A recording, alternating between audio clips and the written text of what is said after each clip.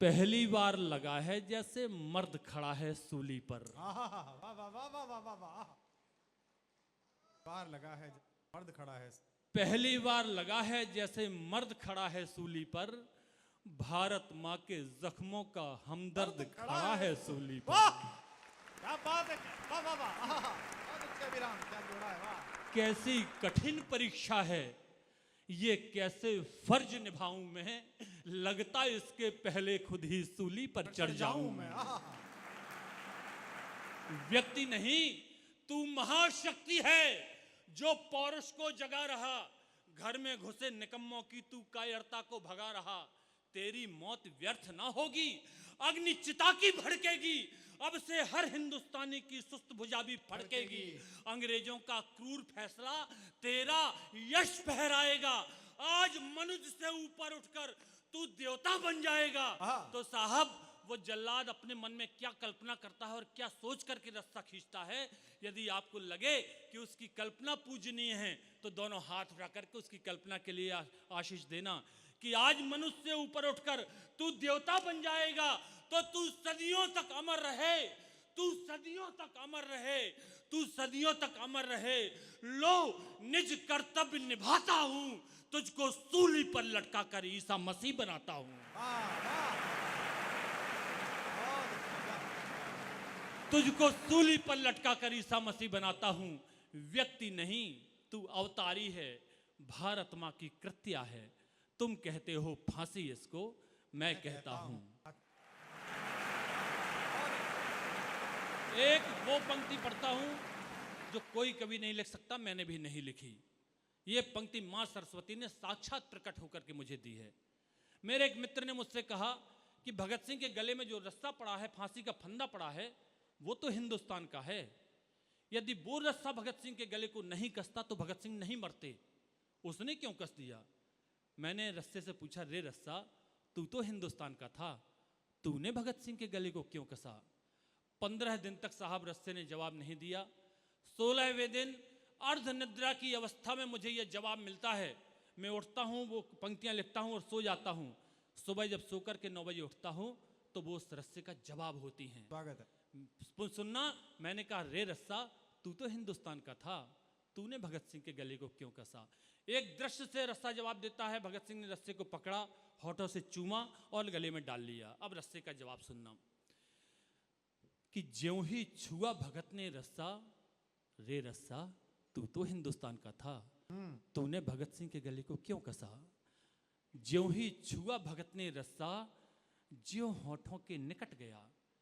ज्यों ही छुआ भगत ने रस्सा, ज्यों होठों के निकट गया, फूट फूट कर रोया रस्सा और गले से लिपट गया। वाह क्या बात है, क्या बात है, वाह वाह वाह वाह वाह, अच्छा है। उसे क्या पता था उसका लिपटना मौत बन जाएगा। फूट फूट कर रोया रस्सा और गले से लिपट गया। क्यों? बाल सखा सा कभी भगत संग खेला करता राहों में, कहीं पतंग का धागा बनकर रक्षा बनकर बाहों में। रूप बदलता रहता था मैं धागा डोरी रस्से का, हिस्सा बनकर साथ रहा हूं जीवन के हर हिस्से का। राखी बनकर आया एक दिन और बहन का प्यार बना, एक दिन रक्षा पर्व बना था, आज मरण त्योहार बना। तो ईश्वर मेरी शक्ति छीन ले, टुकड़ों में कट जाऊं मैं, टूट टूट कर बिखर सकूं, कई हिस्सों में बट जाऊं मैं। अरे कितना दर्द मुझे है इस पल, किसको व्यथा सुनाऊं मैं। जो मेरी गांठ खोलता था कैसे गला दबाऊं मैं। जो मेरी गांठ खोलता था कैसे गला दबाऊं मैं। तो भारत माँ का सच्चा बेटा तन मन से जो सत्या है, तुम कहते हो फांसी इसको, मैं कहता हूं। कविता की अंतिम पंक्तियां पढ़ता हूं, 4 पंक्तियां। भगत सिंह को जो मैला साफ करने वाला था या वाली थी, वो उसका नाम तो था बोधा, पुरुष था वो, लेकिन भगत सिंह उससे बेबे कहते थे। पंजाब में बेबे माँ को कहते हैं। भगत सिंह से पूछा गया आप बेबे क्यों कहते हैं, तो वो कहते थे बचपन में मेरी माँ मेरा मैला साफ करती थी, आज ये मेरा मैला साफ करता है तो ये मेरी माँ है, ये बेबे है। जब भगत सिंह ने उसे माँ मान लिया तो मैंने भी माँ माना है और उसे एक महिला चरित्र के रूप में ही स्थापित किया है। भगत सिंह ने उससे कहा 4 दिन पहले, बेबे मैं तुम्हारे हाथ से खाना खाना चाहता हूँ। वो बोली, तुम उच्च कुल के हो, मैं निचली जाति की हूँ। यदि तुम मेरे हाथ से खाना खाओगे तो तुम्हें मोक्ष नहीं मिलेगा, मुक्ति नहीं मिलेगी।